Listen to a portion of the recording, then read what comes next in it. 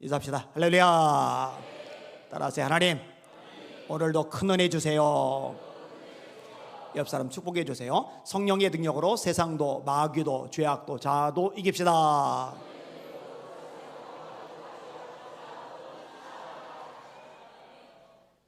동대전 교회에서 그 지방의 연합부흥회를 4일인가 3일인가 인도를 했었어요. 이 교회가 참 멋지다라는 생각이 들었던 것이 하나가 있는데, 다음 세대 말로만 하지 않고 진짜 투자를 하는 거예요. 그 중고등부 아이들이 있는데 보고 듣고 경험하는 것이 많아야 폭이 넓어지잖아요, 그죠? 애들이 미국에 가서 보고 듣고 경험할 수 있도록 1억인가를 쏟아 부었더라고요. 제가 그 얘기를 듣고요, 멋지다, 참 잘했다 생각이 들었어요. 여러분, 어쩔 수가 없어요. 사람은 보는 것만큼, 듣는 것만큼, 경험하는 것만큼 시야가 넓어집니다. 그리고 어린 아이들이 시야가 넓어질 수 있도록 기회를 주는 거는요, 대한민국의 미래를 위해서도, 교계의 미래를 위해서도 굉장히 바람직한 현상이죠. 스케일이 참 크다, 이런 생각을 했었습니다. 소망교도소는요, 대한민국 최초의 민영교도소입니다. 그 일대 소장님이 심동석 변호사님이죠. 저하고도 아주 가깝게 지내는 분입니다. 최근에도 두 차례 통화를 하면서 이런저런 이야기를 나눴어요. 이분이 소망교도소 소장으로 7년간 사역을 하셨는데 거기서 참 좋은 일이 많이 발생을 해요. 근데 이 소망교도소가 세워질 때 특정한 몇몇 교회들이요, 진짜 어마어마한 재정을 여기다 쏟아부었어요. 이런 교도소 하나 세울 때는 몇 억으로 될 일이 아니죠. 몇십억으로 될 일이 아니죠. 진짜 어마어마한 재정이 들어가는데요, 대한민국을 위해서, 한국 교계를 위해서 그런 일을 한 교회들이 있어요. 참 스케일이 크다, 멋있다, 이런 생각을 했어요. 한동대학교 같은 경우도 마찬가지죠. 여러분, 교회들 중에 영향력 있는 교회들, 특별히 몇몇 교회들이 여기에 막대하게 재정 지원을 하지 않았으면 지금의 한동대학교는 없습니다. 우리 교도 우리 권 집사님 딸, 권 집사님 딸이 아니다, 저기 이정아 집사님 딸 아이 서영이가 한동대학을 다니고 있잖아요. 참 좋은 대학이거든요. 기독교 대학이거든요. 신앙교육을 잘 시켜주고 있거든요. 이런 대학을 만들어내는 거 정말 잘한 일이죠. 그럼 큰 교회만 이렇게 스케일이 크냐? 어제 이제 우장우너님하고 앉아서 얘기를 하는데 감동적인 얘기를 하나 들었어요. 농촌 교회 하나가 해외에 교회를 건축을 한 거예요. 할렐루야. 기가 막히지 않아요? 정말 대단하지 않아요? 농촌 교회가 교인이 많기를 하겠습니까? 재정이 많기를 하겠습니까? 그런데 해외에다가 교회를 세워준 거예요. 우리보다 더 열악한 나라에. 얼마나 스케일이 큽니까? 대단한 거죠. 장로님 한 분이 지난 주간에 찾아오셨어요. 교회 이름은 말하지 않을게요. 이 교회가 선교를 굉장히 많이 하는 교회입니다. 그 교회를 창립하신 목사님이 개척할 때 참 열악하게 시작을 하셨더라고요. 강대상을 살 돈이 없어가지고 굴러다니는 책상을 주워다가 강대상 삼아서 설교를 하면서 개척을 하신 거예요. 근데 교회의 목적이 뭐냐? 영혼 구원, 선교입니다. 막대한 재정을 여기다 다 쏟아붓는 거예요. 이 교회 재정의 퍼센티지로 따지면 아마 이 교회보다 많이 하는 교회가 거의 없지 않을까, 이런 생각이 저절로 듭니다. 자, 이 교회가 하나님의 은혜로 많이 성장을 했어요. 서울에서 자리매김을 많이 했어요. 교회 건축도 했고요, 부속 건물도 세웠고요. 그런데 주차장이 없어요. 한계가 있는 거예요. 근데 좀 외곽적으로 빠지면은 넓은 부지가 있는 거예요. 그게 경매로 나왔어요. 그 경매가 24억이에요. 근데 문제는 뭐냐? 이 교회가 부속 건물까지 짓느라고 부채가 있는 와중에 24억짜리 뛰어드는 데는 부담감이 있는 거예요. 그런데 그거는 너무 놓치기가 아까운 곳이에요. 그때 찾아오신 장로님이 총대를 맸더라고요. 그리고 교회가 움직이기 시작을 했어요. 근데 이제 가슴 아픈 것 중에 하나가 뭐냐면, 그 교회에서 제일 가는 부자가 있어요. 제가 그 기업 이름은 말하지 않을게요. 이름만 되면 알만한 유명한 기업이에요. 그 기업의 회장님이 그 교회 장로님이신데, 제일 큰 부자인 그 장로님이 반대를 하는 거예요. 뭘 거기까지 가냐. 그리고 결국은요, 참여를 안 해요.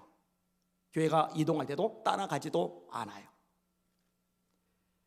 자, 아무튼 거기 얻게 되었어요. 이 기적 같은 일들이 발생을 해요. 교회가 성장을 해요. 근데 여러분 생각해 봐요. 부채가 있는 상태로 대지를 샀고 대지에다가 다시 건축을 하고, 물론 여기 있는 것 요거 매각을 하면서 이제 또 진행을 하겠지만, 그러면은 얼마나 쪼들립니까? 우리에게도 건축하고 나서요, 이자를 내야 되는데 이자 낼 돈이 없어요. 그래서 우장로님이 저한테 연락을 하세요. 본인이 힘이 되면은 본인이 메꾸기라도 할 텐데 본인 그 여건이 안 된다고. 그러면요, 제가 또 어떻게든 해서 이제 해결을 해요. 이런 식으로 했던 적이 많아요. 그게요, 압박감이 보통이 아닙니다. 이자 내는 날짜가요, 왜 한 주 만에 돌아오는 것 같아요. 한 주 만에. 한 달이 아니에요. 한 달. 쑥쑥쑥쑥쑥 와요. 쑥쑥쑥. 그러니까 이 교회도 얼마나 압박이 크겠느냐고요. 그런데요, 선교비를 한 번도 줄이지를 않아요. 제가 몇 년 전에 부흥회를 갔었거든요. 그 후임자 목사님 보고 물어봤어요. 1년에 선교비를 얼마나 지출하십니까? 했더니 1년에 9억 정도를 지출을 해요. 대단하죠? 멋지죠? 자, 이 은퇴하신 목사님, 이 목사님은 지금도 왕성하게 활동을 하셔요. 이 장로님, 오신 장로님, 하장로님이라는 분인데, 이 장로님이 저한테 얘기를 해주신 거예요. 목사님, 우리 교회에서요 정말 잘해드립니다. 매달 400만 원씩 생활비를 드리고요, 그리고 보통 은퇴할 때 차 제공하면 끝이지만 우리는 때가 되면 차도 마련해 드리고요, 우리 장로님들, 권사님들이 후원회원이 되어서 매달 10만 원씩. 그러면 이 목사님이 자기 배 채우느냐? 절대로 아니에요. 원래 그러던 분이 아니거든요. 해외에 나가서 선교를 하는 거예요. 그 비행기 경비도 교회에서 이제 대주는 거고요. 그리고 어떤 일을 하느냐? 미자립 교회들, 가난한 교회들, 농촌 교회들, 어촌 교회들 너무 허물어졌어요. 여러분 가봐요. 진짜 황폐된 데 많거든요. 그런데 수리를 못해요. 저희도 개척 교회일 때 너무 더럽고 지저분해가지고 손을 좀 대고 싶은데 리모델링 할 돈이 없는 거예요. 이런 교회들 다니면서 수리를 싹 해주고 있어요 지금. 할렐루야. 멋지잖아요.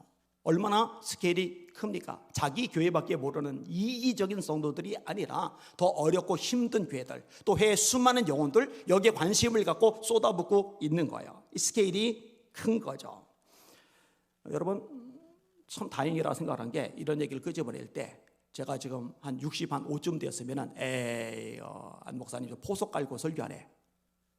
은퇴에 가까우니까 이 목사님 예우하듯이 그렇게 예우하라고. 근데 다행히 제가 아직 은퇴가 엄청나게 많이 남았어요.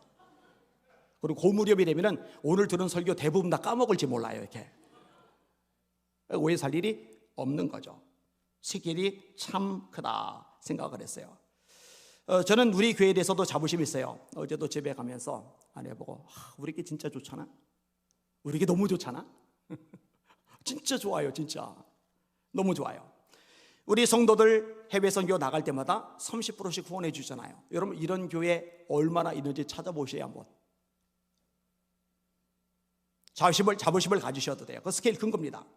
이런 것 엄두도 못 내는 담임 목사 아니고, 또 그런 거 반대하는 성도들 아니잖아요. 한 명도 저한테 태클 건 사람 없어요. 따지고 든 사람 없어요.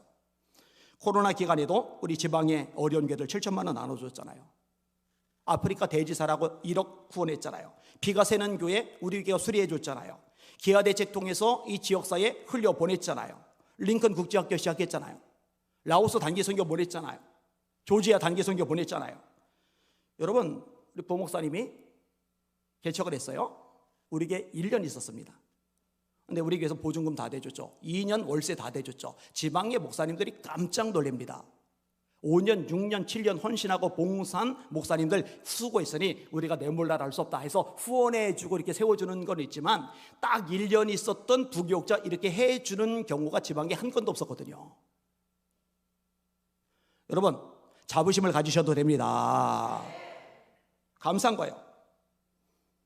하나님께서 기뻐하실 줄 믿습니다. 제가 지난번에 설교하다가 딱 한 번 얘기를 했어요. 우리 교회가 여건이 되면 요양원도 시작을 해야 된다. 왜 그 생각을 하느냐? 요양원들이 많아요. 지금 초고령화 사회에 진입을 했어요. 출산율은 없는데 어른들은 많아요. 그런데 이 요양원에 방문해 본 적 있어요? 와, 이 노인들이요, 어른 대접을 받기는커녕 사람 대접을 못 받는 게 너무 많아요. 그러면은 자녀들이 아버지나 어머니를 모시고 사느냐? 이게 그럴 사회 여건이 안 돼요. 옛날에는 한 사람이 가서 일하고 한 사람이 집에 있기라도 했죠. 지금은요, 양쪽이 같이 일하지 않으면 사는 게 힘들 만큼 삶이 퍽퍽해요. 그러니까 누가 하루 종일 모시고 있느냐고요. 그러니까 한원수씨 요양원에 보내는데 안타까운 거죠. 어제 우장로님 만나 얘기했다고 그랬잖아요. 만나 얘기하면서 제가 그런 얘기했어요. 나는 우리 교회 성도들, 특별히 어르신들 평생 교회에서 헌신을 했는데 평생 헌신한 어른들은 교회에서 책임져 줘야 된다고 생각한다. 그 마땅한 거죠. 근데 요양원 얘기를 제가 딱 한 번 꺼냈는데 기억을 하고 있고 이거 해야죠 라고 얘기했는데 제가 솔직히 감사하고 기뻤어요. 왜냐? 담임 목사가 한 말, 비전 제시한 말을 그래도 마음에 새기고 있구나. 만약에요, 그거 한번 또 시작하려면 돈이 어마어마하게 들 텐데 그거 되겠어요? 그럼 하나님 믿지 말아야지. 여러분, 돈 하나님 겁니다. 따라합시다. 은도 내 것이요 금도 내 것이리라. 믿으시면 아멘. 이게 다 하나님 거예요. 하나님께서 기뻐하시면 얼마든지 문을 여시고 문을 여시면 해결됩니다. 따라합시다. 네 입을 크게 열라 내가 채우리라. 기억하시기를 바랍니다. 하나님의 일은 돈이 생겨서 하는 게 아니에요. 돈이 있어서 하는 게 아니에요. 믿음으로 하는 겁니다. 믿음으로. 빚이 많아서 못하는 게 아니에요. 그 빚도 하나님이 도와주시면 한방 해결 다 됩니다. 계산하고 따지고 막 쫌생이처럼 막 어쩌고 이런 건 할 수 있는 게 세상에 없어요. 뭘 해요?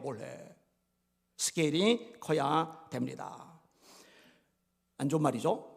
우리 예수 믿는 성결교 안에는 쫌생이 한 명도 없길 바랍니다. 오늘 성경에 뭐 따라합시다. 스케일이 큰 교회와 성도들이 큰 일을 한다. 아멘. 오늘 본문 보면은요, 바울 사도가 자신의 이야기를 먼저 합니다. 이 물질에서 굉장히 자유로운 모습이에요. 11절에서 13절 같이 읽을게요. 시작. 내가 궁핍함으로 말하는 것이 아니니라. 나는 비천에 처할 줄도 알고 풍부에 처할 줄도 알아. 모든 일 곧 배부름과 배고픔과 풍부와 궁핍에도 처할 줄 아는 일체의 비결을 배웠노라. 내게 능력 주시는 자 안에서 내가 모든 것을 할 수 있느니라. 내가 궁핍함으로 말하는 것이 아니니라. 너희들 오해하지 마, 착각하지 마. 내가 돈이 쪼들려서 좀 후원이라도 좀 더 받아내려고 그래서 내가 이야기 끄집어내는 게 아니야. 여러분, 바울 사도는 아시다시피 아쉬운 소리 안 합니다. 저는요, 모든 목회자들이 바울과 같은 마인드를 가져야 된다고 생각하는 사람이에요. 목회자는요, 사람에게 손 내밀면 안 돼요. 사람에게 도와달라고 자꾸 읍소하고 그러면 안 돼요. 하나님께 기도해서 하나님께 받아내야죠. 개척할 때도 그런 마음이었다고 했잖아요. 아내한테 우리 하나님이 주시면 먹는다, 안 주시면 금식인 줄 안다. 그 나이 때 분유 먹일 돈 없어서 물만 먹였었다고 그랬잖아요. 근데 저렇게 통통하게 커 있잖아요. 이렇게.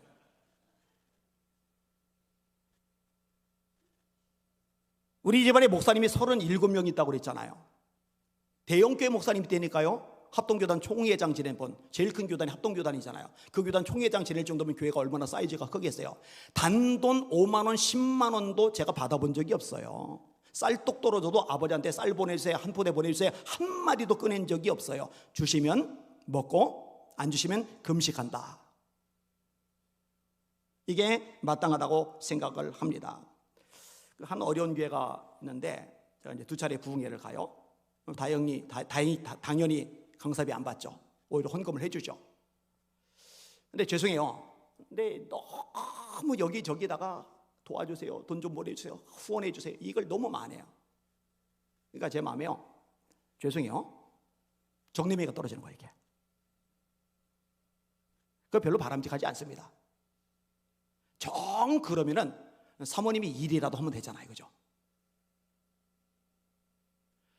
바라보는 입장에서 마음이 짠하다, 우리가 후원하자 이러면 좋은데, 하나님의 좀 목회자 입장에서 너무 이렇게 구질구질하게 손 내미는 것은 바람직하지 않아요. 하나님께 기뻐하실 모습이 아니에요.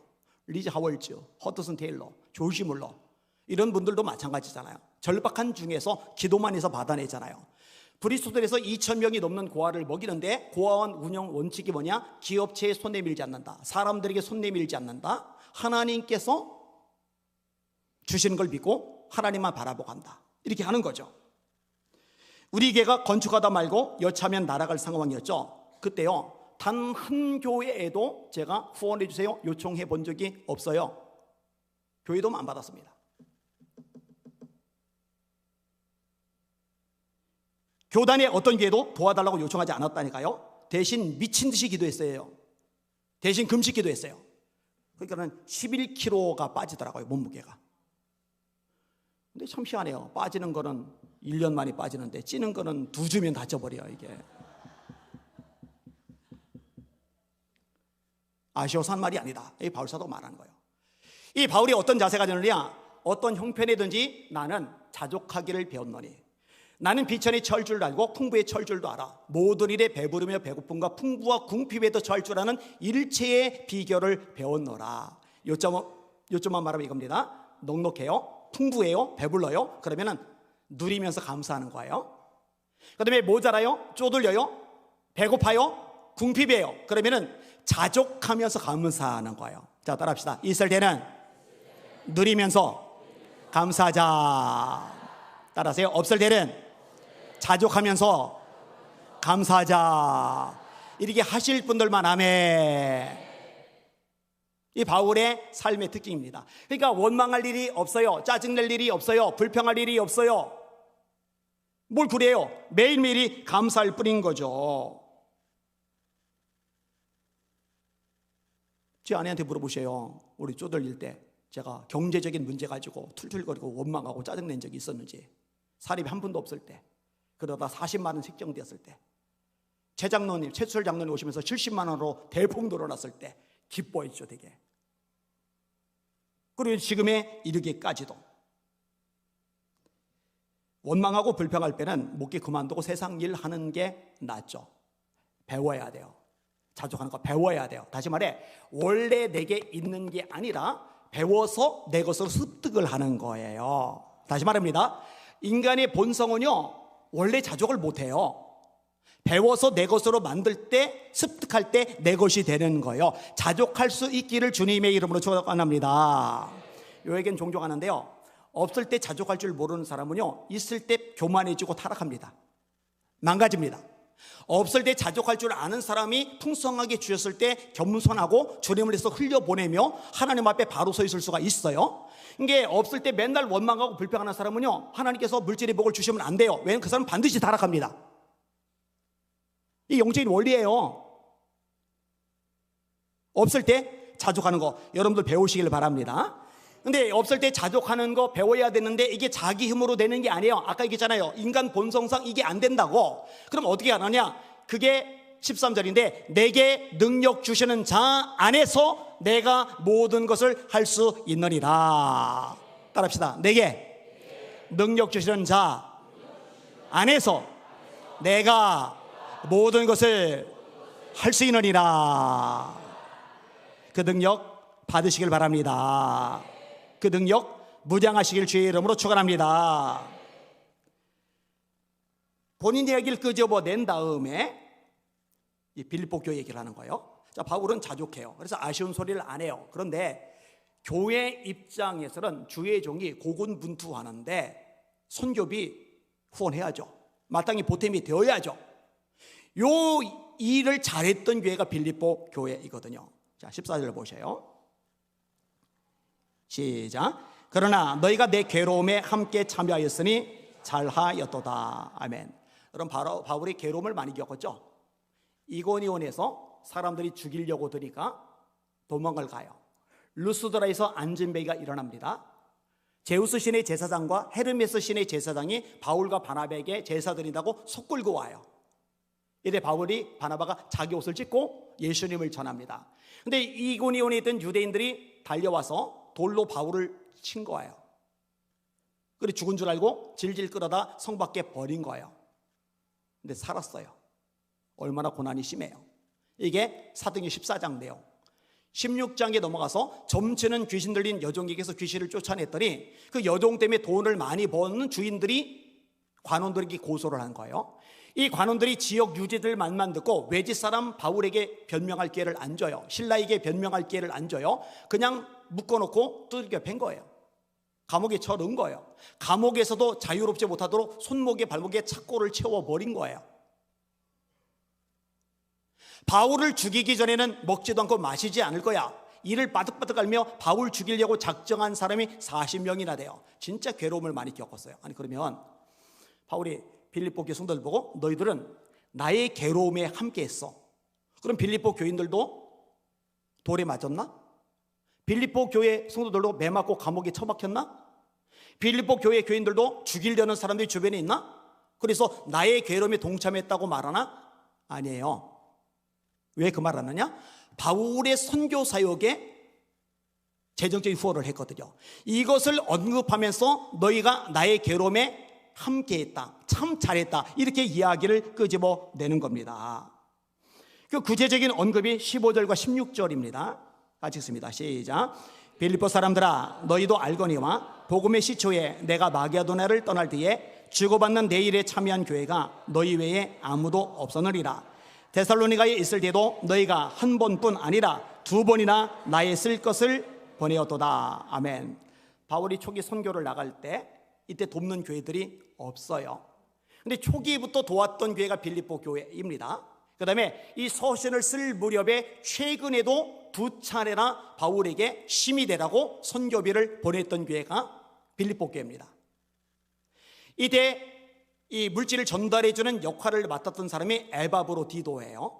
에바브로 디도가 몇 필요하느냐? 요즘은 사람이 필요 없어요. 카카오뱅크로 해서 계좌 이체시키면은 단 1분 만에 쏙 들어가요. 근데 이 당시는 인터넷이 안 돼요. 그러면 우편으로 돈을 담아서 보내주면 되지 않느냐? 그게 불가능한 이유가 바울은 한 곳에만 머물러 있는 게 아니라 복음을 전하러 이리저리 돌아다녀요. 고린도에도 갔다가 데살로니가에도 갔다가 안디옥에도 갔다가 비시디 안디옥에도 갔다가 아데네도 갔다가 베레아에도 갔다가 이고니온, 루스드라, 더베 이렇게 돌아다니니까 어떡하느냐? 빌립보 교회 성도들이 후원을 해주면은 에바브로 디도가 이걸 받아가지고 그 당시에는 KTX도 없고 승용차도 없잖아요. 그냥 가는 거예요. 걸어서. 아니면 나귀를 타고 갔는데 다른 지역으로 벌써 이동했네? 근데 어디로 갔는지 알 길이 없어요. 그 뭔 수로 찾아요? 요즘 위치 추적기라도 있잖아요. 그죠? 없어요. 그럼 막 정치도 없이 돌아다녀요. 이것 때문에 과로가 돼가지고 에바브로 디도가 죽을 병에 걸렸었거든요. 너무 몸에 무리가 돼가지고. 근데 하나님이 살려주셨거든요. 이런 상황이에요. 근데 빌립보 교회가 이 일을 하는 거예요. 바울이요, 이것이 얼마나 가치가 큰지를 이야기해 줍니다. 자, 17절과 18절입니다. 시작. 내가 선물을 구함이 아니요 오직 너에게 유익하도록 풍성한 열매를 구함이라. 내게는 모든 것이 있고 더 풍부한지라. 에바브로 디도 편에 너희가 준 것을 받음으로 내가 풍족하니 이는 받으실 만한 향기로운 제물이요 하나님을 기쁘시게 한 것이라. 너희들 오해하지 마. 내가 좀 돈 달라고 선물을 구하는 게 아니야. 이거는 너에게 열매가 풍성하기 때문에 말하는 거야. 바울은 담대요. 눈치 보느라고 할 말 못하는 사람이 아니에요. 너희들 선교 후원한다고 나한테 보내주었는데 이거 열매야, 열매. 하나님 자신은 열매야. 풍성한 열매야. 의미가 있는 거예요. 그다음에 또 무슨 얘기를 끄집어내느냐? 이것은 받으실 만한 향기로운 제물이야. 이 향기로운 제물은 구약에 많이 나타나요. 예배를 드리는데 하나님이 흠양하셨다. 향기로운 제물. 하나님이 받으시는 예배를 언급할 때 사용되는 표현인데 이 선교에 후원한 이 빌립보 교회 성도들의 헌금이 하나님께서 받으시는 향기로운 예물이다. 그 다음에 하나님을 기쁘시게 하는 것이다. 여러분, 바울은요 지금 빌립보 교회 담임 목사가 아니에요. 떠돌아다니면서 선교를 하고 있는 거예요. 근데 본인의 담임 목사를 후원하는 게 아니라 지금 또 돌아다니는 선교사님 후원을 해주는데 바울 사도가 그 후원을 받아서 선교사에게 보탬이 되고 있는데 이거 향기로운 제물이야. 하나님을 기쁘시게 하는 거야. 이렇게 이야기를 끄집어내고 있는 겁니다. 여러분, 빌립보 교회는 스케일이 큰 교회예요. 왜 그러느냐? 이 빌립보 교회가 돈이 많은 교회가 아니거든요. 어렵거든요.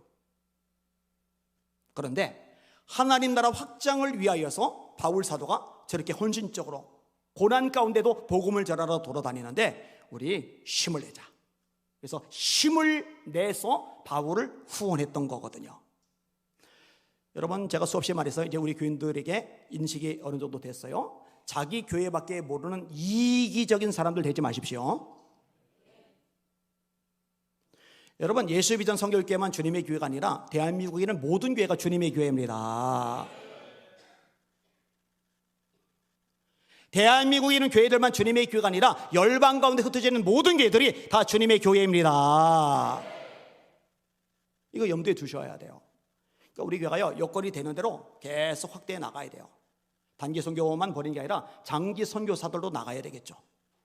여러분들 중에 나는 장기 선교사로 내 인생을 하나님 앞에 드리고 싶습니다 하는 감동이 있으신 분은 걱정하지 말고 고민하지 말고 저를 찾아오셔요. 특별히 저는 북한이 김정은 정권 무너지고 복음 통일, 자유 통일 되면은 저 북한 땅에 들어가 복음을 전하다가 순교하겠습니다. 이런 감동이 드는 분은 망설이지 말고 저를 찾아오시길 바랍니다. 우리에게 북한 선교팀도 조직이 됐잖아요.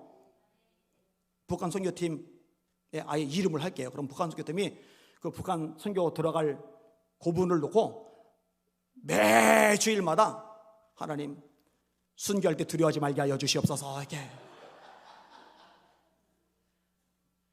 축복하며 기도해 주세요. 여러분, 축복이란 말 제가 빈말로 하는 게 아닙니다. 순교는 영광이고 축복입니다. 여러분, 스케일이 크셔야 돼요. 한국교회를 품으시길 바랍니다. 대한민국을 품으시길 바랍니다. 북한을 품으시길 바랍니다. 열방을 품으실 수 있기를 주님의 이름으로 축원합니다. 이런 얘기를 끄집어내면서 바울 사도가 빌립보 교회를 축복해 줍니다. 그게 이제 19절 말씀이에요. 같이 읽습니다. 시작. 나의 하나님이 그리스도 예수 안에서 영광 가운데 그 풍성한 대로 너희 모든 쓸 것을 채우시리라. 아멘. 따라합시다. 그 풍성한 대로 너희 모든 쓸 것을 채우시리라. 할렐루야. 이 말이, 이 축복의 선포가 바울 사도의 입에서 저절로 나가는 거예요. 너희들은 이 복을 받을 자격이 있어. 물질의 풍요를 누릴 자격이 있어. 나의 하나님이 영광 가운데 그 풍성한 대로, 하나님이 얼마나 풍성하세요? 얼마나 부자예요? 얼마나 가지기 많아요? 그 풍성한 대로 너희 모든 쓸 것을 채우시리라. 이 선언대로 되는 거죠. 엘리야가 그리 시냇가에서 시냇물 떠먹고 까마귀가 물어다주는 떡과 고기 먹고 목숨을 연명하고 있는데 기근이 오래되니까 시냇물이 말라 비틀어졌잖아요. 하나님이 엘리야 보고 말해요. 사렙다 과부에게 명령해서 너를 공개하게 했어. 근데 갔는데 사렙다 과부는 몰라요. 하나님께서 그런 명령하셨다는데 과부는 몰라요. 하나님이 정인 엘리야를 통해서 듣는 거죠. 나뭇가지를 주어요. 그걸로 조금 남은 밀가루, 조금 남은 기름 섞어서 떡을 만들어 아들 먹이고 굶어 죽으려고 하는 거예요. 근데 엘리야가 물 좀 주시오. 물 가지러 들어간 뒤통수에다가 떡도 좀 주시오. 사정 얘기했더니 알았는데 아들 주기 전에 나한테 먼저 가져오시오. 나쁜 놈. 양심 있어야지. 뻔뻔한 놈. 아들 마지막 목숨값인데 그걸 자기한테 먼저 가져오라 그래. 못 대처먹었네. 얘기잖아요. 엘리야도요, 그 눈치 보느라고 양심 있지 이 사람이. 애기 먹을 걸 어떻게 내가 뺏어 먹어? 이러면은요, 엘리야 굶어 죽고 엄마 굶어 죽고 애기도 굶어 죽어요. 하나님의 말씀대로 해야 돼요. 하나님이 뭐라 하셨어요? 사렙다 과부에게 명령해서 너를 공개하게 했어. 그러면은 과부한테 요청해야죠. 그거 나한테 먼저 가져와. 근데 이 과부가 대단해요. 먼저 갖다 줘요. 어떻게 돼요? 나의 하나님이 영광 가운데 그 풍성한 대로 너희 모든 쓸 것을 채우시리라. 기름병에 기름이 쏙 찼네. 밀가루 속에 밀가루가 쏙 찼네. 웬일이야? 먹었어요. 다음날 또 쏙쏙 먹어요. 다음날 쏙쏙. 3명이 한 명도 굶어 죽지를 않아요. 여러분, 하나님이 채우시면 됩니다. 제가 자료들 계속 읽잖아요. 좋은 것들 많이 읽잖아요. 간증들도 이것저것 많이 읽는데, 여기도 20개 집사님의 간증이더라고요. 남편이 보증을 잘못 썼더라고요. 은행에서 월급의 일부가 미리 빠져나가요. 원래 있던 월급도 자식들하고 가족들 먹고 살기 빠듯했는데, 이 빚진 것 때문에 일부가 먼저 빠져나가니까 살 길이 없어요. 부채가 점점 늘어가요. 이 집사님이요, 지혜롭죠. 이거는 우리 힘으로 불가능하다. 그렇게 노력해서 열심히 일하는데도 계속 펑크가 나니까, 부채가 늘어가니까 이거는 하나님밖에 도와주실 방법이 없다. 그래서 목숨을 걸고 기도를 하는 거예요. 그냥 기도 신용하는 게 아니에요. 금식 기도를 해요. 새벽 기도를 해요. 철야 기도를 해요. 진짜 믿으니까. 열심히 이렇게 기도하는데 환상이 보여요. 눈앞에 조그만 빌딩이 있어요. 그런데 다 불이 켜 있는데 한 곳만 다 불이 꺼져 있는데 한 곳만 불이 켜져 있는 거예요. 이게 뭐지? 하나님께서 기도 중에 보여주셨다면 이건 뭔가 의미가 있을 텐데, 이거 하나님의 응답이야. 그러면은 부동산에 가서 한번 알아보자. 그래서 부동산에 갔는데 이 부동산 주인이 지금 한 곳이 권리금 없이 일을 할 수 있다고, 가게가 비워져 있어서 권리금 안 주고도 들어가서 일을 할 수 있다고, 거기 한번 보시겠느냐고, 가보겠다고 갔는데 깜짝 놀란 거예요.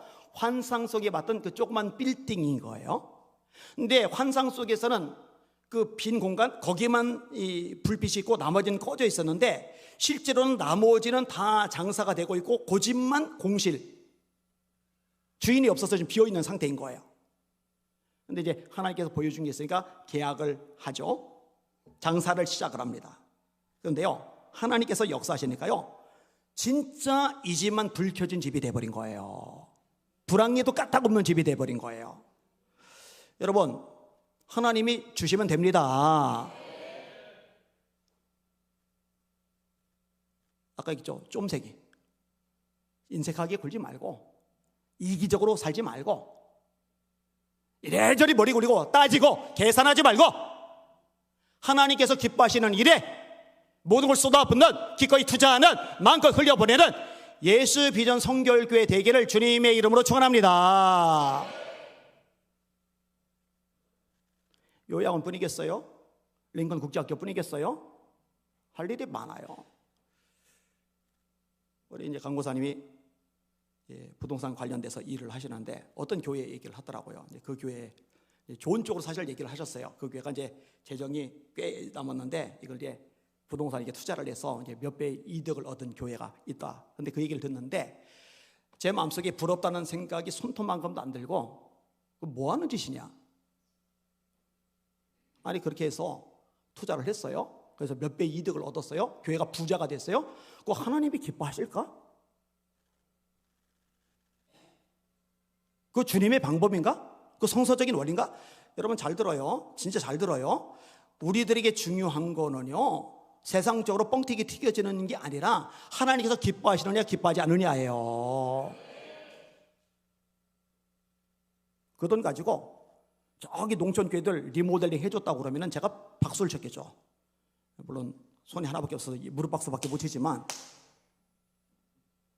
저 해외에 열악한 곳, 그런데 마음껏 쏟아부었다면 행가리라도 해줘야죠. 그죠? 바람직하지 않아요. 다시 원점으로 돌아가서 하나님께서 기뻐하실 때 나의 하나님이 영광 가운데 그 풍성한 대로 너희 모든 쓸 것을 채우시리라. 이 말씀이 그대로 이루어질 줄 믿습니다. 따라합시다. 이것이 곧 적게 심은 자는 적게 거두고 많이 심은 자는 많이 거둔다 하는 말이로다.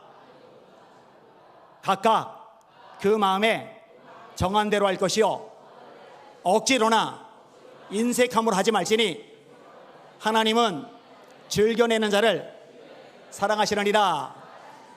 이게요, 고린도 교회가 지금 건축하느라고 헌금해 그 얘기가 아니고요. 이 고린도 교회가 지금 뭔가 새로운 프로젝트를 진행해서 재정이 필요해서 헌금해, 그게 아니고요. 고린도 교회하고 전혀 상관없어요. 근데 하나님 편에서 상관이 있어요. 예루살렘 교회가 어려워요. 기근 때문에 성도들이 핍절해요. 이 어렵고 가난하고 힘들고 핍절한 성도들, 굶어 죽는 성도들 있는데, 우리 이 교회에 위해서 고린도 교회가 헌금하자. 이거 날아가는 게 아니야. 하나님께 심는 거야. 적게 심으면 적게 거둘 거고, 많이 심으면 많이 거둘 거야. 하나님 즐겨내는 자 사랑하셔. 억지로나 인색함으로 하면 안 돼. 그거를 바울 사도가 가르쳐 주고 있는 거거든요. 우리 교회도 스케일 큰 교회가 되어서 대형교회만 할 수 있는 거 아니거든요. 하나님 쓰시면 다 되거든요. 한국교회, 농촌교회, 어촌교회, 할 수많은 교회, 그리고 우리가 할 수 있는 수많은 영혼들 살리는데 마음껏 쏟아붓는 귀한 교회가 되기를 예수님의 이름으로 축원합니다. 따라합시다. 스케일이 큰 교회와 성도가 큰 일을 한다. 죄송해요. 여러분의 담임 목사는 스케일 커요. 진짜 커요. 뻥뻥 저지르는 거, 그거 저한테 은사가 있어요. 은사가 있어요. 같이 커집시다. 아멘.